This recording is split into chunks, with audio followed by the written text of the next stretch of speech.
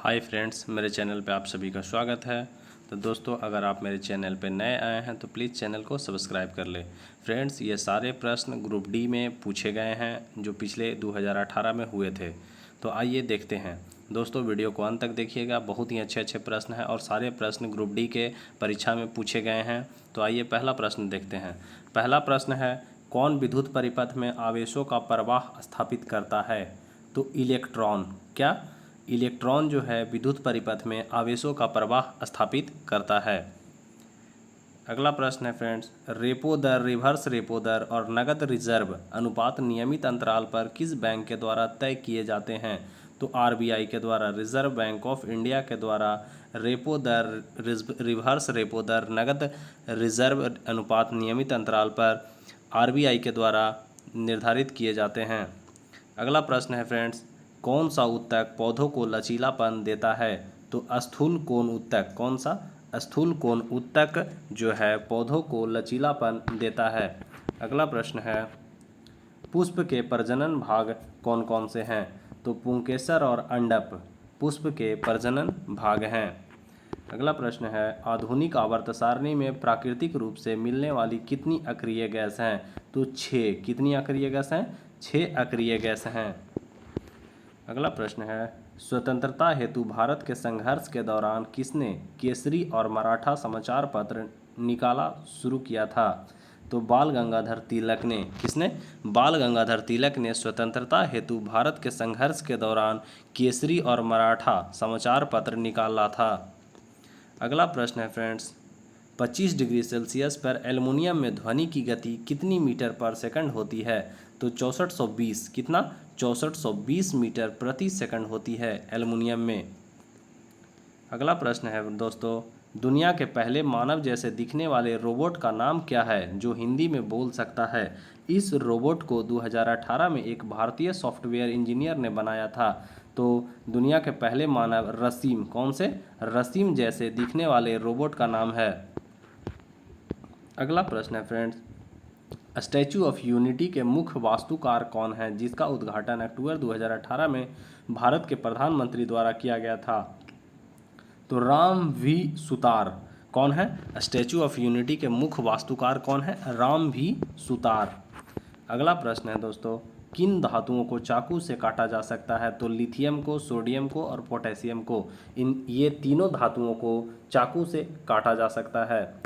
दोस्तों, वीडियो को अंत तक देखिएगा, बहुत ही अच्छे अच्छे प्रश्न हैं और अंत में एक बहुत ही अच्छा प्रश्न बताऊंगा।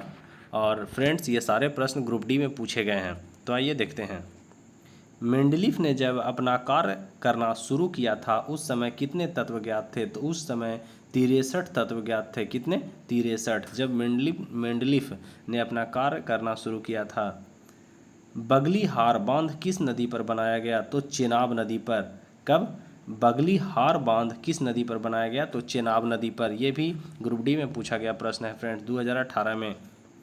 यदि कोई विलयन लाल लिटमस को नीला कर देता है तो इसका संभावित पीएच मान क्या होगा?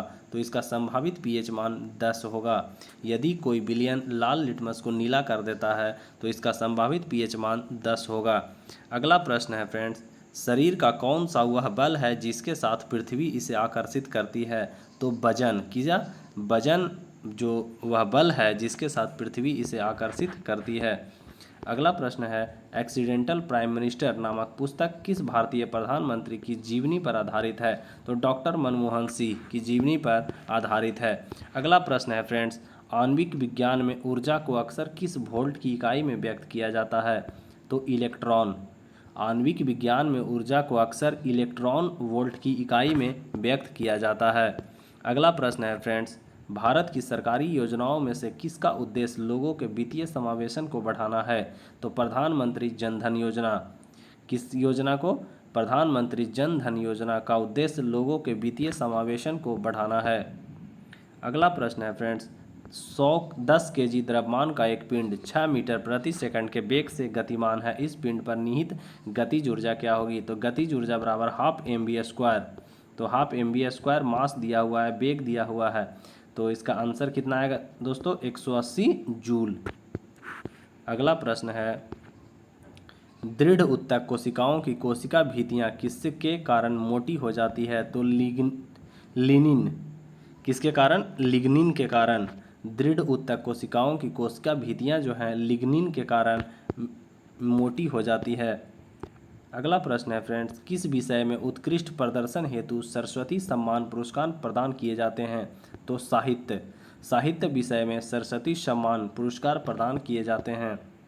अगला प्रश्न है, कौन सा दर्पण सदैव आभासी और सीधा प्रतिबिंब बनाता है और प्रतिबिंब के आकार को वस्तु के आकार के बराबर दिखता है? तो समतल दर्पण में सदैव आभासी और सीधा प्रतिबिंब बनाता है और प्रतिबिंब के आकार को वस्तु के आकार के बराबर दिखता है। अगला है, जठर ग्रंथियां किसकी भित्ति में उपस्थित होती है? तो पेट में। जठर ग्रंथियां जो है वो पेट में उपस्थित होती हैं।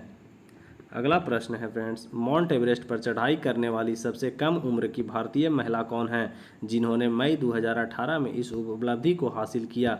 तो शिवांगी पाठक। कौन है? शिवांगी पाठक हैं जिन्होंने माउंट एवरेस्ट पर चढ़ाई करने वाली सबसे कम उम्र की भारतीय महिला है। अगला प्रश्न है फ्रेंड्स, यमुना भारत की किस प्रमुख नदी की सहायक नदी है? तो गंगा की। यमुना जो है गंगा की प्रमुख सहायक नदी है। उठे हुए हथौड़े में कौन सी ऊर्जा निहित होती है? तो स्थितिज ऊर्जा। कौन सी? स्थितिज ऊर्जा। उठे हुए हथौड़े में स्थितिज ऊर्जा निहित होती है। अगला प्रश्न है फ्रेंड्स, पानी का अपेक्षिक आणविक द्रव्यमान कितना होता है? तो 18 यूनिट होता है। कितना? 18 यूनिट पानी का अपेक्षिक आणविक द्रव्यमान होता है। दोस्तों ये प्रश्न समाप्त हुए। तो अगर आपको ये वीडियो अच्छा लगा तो please friends like and subscribe करना ना भूलें। ठीक है, इसी तरह का वीडियो मैं हमेशा लाता रहता हूँ। ठीक है, ग्रुप डी के सारे प्रश्न अब एनटीपीसी के फिर आएंगे, फिर उसके बाद जेई के आएंगे। ठीक है फ्रेंड्स, तो रिवीजन के तौर पर अगर आप 1-2 बार देख लेते हैं तो बहुत ही अच्छा होगा। ठीक है फ्रेंड्स, तो चलिए अब मैं चलता हूँ।